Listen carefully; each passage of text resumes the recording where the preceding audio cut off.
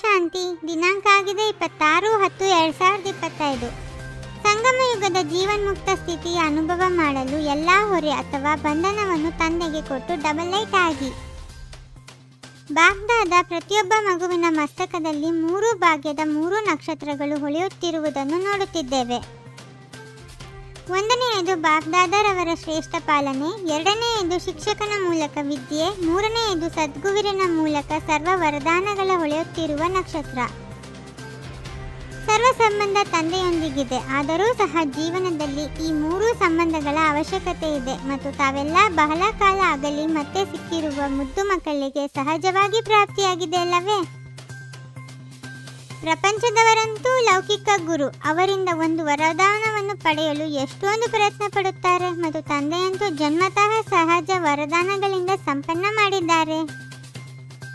ಭಕ್ತರು ಭಗವಂತನ ಗುಣಗಾನ ಮಾಡುತ್ತಾರೆ ಮತ್ತು ತಾವು ಅದೃಷ್ಟವಂತ ಮಕ್ಕಳ ಗುಣಗಾನವನ್ನು ಸ್ವಯಂ ಭಗವಂತ ತಂದೆಯೇ ಮಾಡುತ್ತಾರೆ.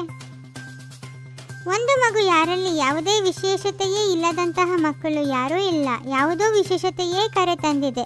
ಕೊನೆ ಪಕ್ಷ ಗುಪ್ತ ರೂಪದಿಂದ ಬಂದಿರುವಂತಹ ತಂದೆಯನ್ನು ಅರ್ಥ ಮಾಡಿಕೊಂಡಿದ್ದೀರಿ.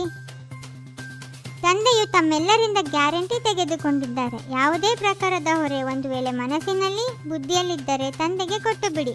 ತಂದೆಯು ತೆಗೆದುಕೊಳ್ಳಲು ಬಂದಿದ್ದಾರೆ. ಹೊರೆಯನ್ನು ಸಂಪಾದನೆ ಮಾಡುವುದು 63 ಜನ್ಮದ ಅಭ್ಯಾಸವಾಗಿದೆ. ಅಂದಾಗ ಕೆಲವು ಮಕ್ಕಳು ಕೆಲವೊಮ್ಮೆ ಹೇಳುತ್ತಾರೆ, ನಮಗೆ ಇಷ್ಟವಿಲ್ಲ, ಅದರ ಅಭ್ಯಾಸವಾಗಿ ಬಿಟ್ಟಿದೆ. ಈಗ ಬಲಹೀನರಾಗಬಾರದು, ಶಕ್ತಿಶಾಲಿಗಳಾಗಬೇಕಾಗಿದೆ. ಏನು ಹೇಳುತ್ತೀರೋ ಅದನ್ನು ಮಾಡಿ ತೋರಿಸಬೇಕು. ಏನು ಯೋಚಿಸಿರುವಿರೋ ಅದನ್ನು ಸ್ವರೂಪದಲ್ಲಿ ತರಬೇಕು. ಏಕೆಂದರೆ ತಂದೆಯ ಆಸ್ತಿ ಜನ್ಮಸಿದ್ಧ ಅಧಿಕಾರದಲ್ಲಿ ಮುಕ್ತಿ, ಜೀವನ್ಮುಕ್ತಿ ಇದೆ. ನಾವು ಈಗ ಈಶ್ವರೀಯ ಸಂಸ್ಕಾರದಿಂದ ದೈವಿ ಸಂಸ್ಕಾರವನ್ನಾಗಿ ರೂಪಿಸಿಕೊಳ್ಳುವವರಾಗಿದ್ದೇವೆಂದು ಹೇಳುತ್ತೀರಲ್ಲವೇ? ತಮ್ಮ ಸಂಸ್ಕಾರದಿಂದ ಹೊಸ ಜಗತ್ತನ್ನು ಮಾಡುತ್ತಿದ್ದೀರಿ. ಈಗ ಸಂಗಮ ಯುಗದಲ್ಲಿಯೇ ಮುಕ್ತಿ, ಜೀವನ್ಮುಕ್ತಿಯ ಸಂಸ್ಕಾರವು ಇಮರ್ಜ್ ಆಗಬೇಕು. ಅಂದಾಗ ಸರ್ವ ಬಂಧನಗಳಿಂದ ಮನಸ್ಸು ಬುದ್ಧಿಯು ಮುಕ್ತವಾಗಿದೆಯೇ ಎಂದು ಪರಿಶೀಲನೆ ಮಾಡಿಕೊಳ್ಳಿ.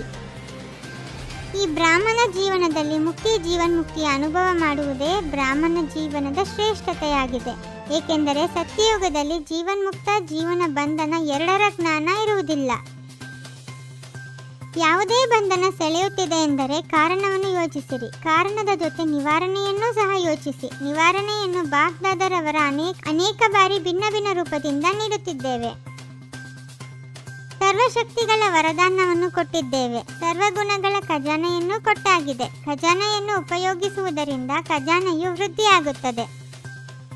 ಸಂಗಮ ಯುಗದಲ್ಲಿ ಇರುವುದೇ ಕೇವಲ ಬಿಂದುವಿನ ಅದ್ಭುತ. ಕೇವಲ ಬಿಂದುವನ್ನು ಉಪಯೋಗಿಸಿ ಮತ್ತೆ ಯಾವುದೇ ಮಾತ್ರೆಯ ಅಂದರೆ ಚಿಹ್ನೆ ಅವಶ್ಯಕತೆ ಇಲ್ಲ. 3 ಬಿಂದುಗಳನ್ನು ಉಪಯೋಗಿಸಿ. ಆತ್ಮ ಬಿಂದು, ತಂದೆ ಬಿಂದು, ಡ್ರಾಮಾ ಬಿಂದು. 3 ಬಿಂದುವನ್ನು ಉಪಯೋಗಿಸಿದ್ದೇ ಆದರೆ ತಂದೆಯ ಸಮಾನರಾಗುವುದು ಯಾವುದೇ ಕಷ್ಟವಿಲ್ಲ. ಯಾರು ಏನನ್ನೇ ಕೊಡಲಿ, ಆದರೆ ನಾನು ಆಶೀರ್ವಾದವನ್ನು ಕೊಡಬೇಕು, ಆಶೀರ್ವಾದವನ್ನು ತೆಗೆದುಕೊಳ್ಳಬೇಕು. ಒಂದು ಮಾತನ್ನು ಪಕ್ಕಾ ಮಾಡಿಕೊಳ್ಳಿ, ಇದರಲ್ಲಿ ಎಲ್ಲವೂ ಬಂದು ಬಿಡುತ್ತದೆ. ದೃಢ ನಿಶ್ಚಯವುಳ್ಳವರಿಗೆ ನಿಶ್ಚಿತ ವಿಜಯವಿದೆ. ದೃಢತೆಯ ಫಲ ಸಫಲತೆಯಾಗಿದೆ. ಸಫಲತೆಯಾಗದಿರಲು ಕಾರಣ ದೃಢತೆಯ ಕೊರತೆಯಾಗಿದೆ. ದೃಢತೆಯ ಸಫಲತೆಯನ್ನು ಮಾಡಿಕೊಳ್ಳಬೇಕು. ಈಶ್ವರ್ಯ ಮರ್ಯಾದೆಗಳ ಆಧಾರದ ಮೇಲೆ ವಿಶ್ವದ ಮುಂದೆ ಉದಾಹರಣೆಯಾಗುವ ಸಹಜಯೋಗಿ ಭವ.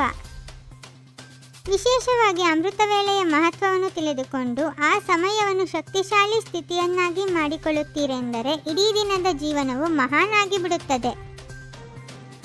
ತಮ್ಮ ಚಲನೆ ಮತ್ತು ಚಹರೆಯಿಂದ ಪವಿತ್ರತೆಯ ಶ್ರೇಷ್ಠತೆಯ ಅನುಭವವನ್ನು ಮಾಡಿಸಿರಿ.